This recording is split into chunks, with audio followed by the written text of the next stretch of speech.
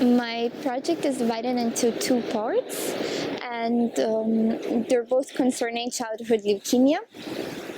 In the first part, we want to investigate the mutations which are recognized as high-risk factors for developing the disease in children.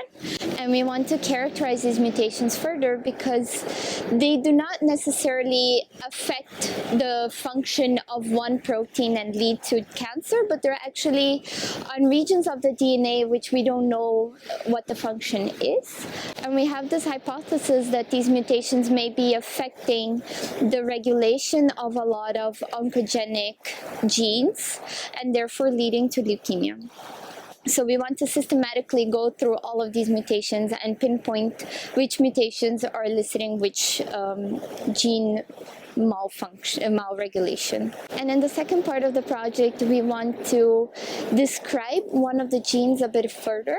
So there are a lot of high-risk mutations which are associated with this gene, but we don't really know what the function of this gene is and what the protein that it encodes does.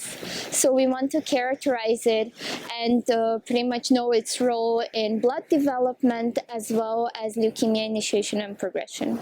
At the end, we would like to pinpoint which mutations are leading to dysregulation of oncogenic genes, and also how these genes are leading to proteins and how this is then leading to leukemia and an oncogenic program in the cell. I think in terms of research, the main application is that we would be using really new methods and also developing new methods. So we would be contributing to state-of-the-art research in that sense.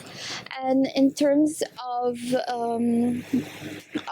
patients, I think we would be contributing more to the diagnosis of leukemia, in the sense that we would be widening the mutation panel and we would be able to really pinpoint which mutations are leading to these oncogenic programs, so that they would be included in all of these genetic screens that are usually conducted in children.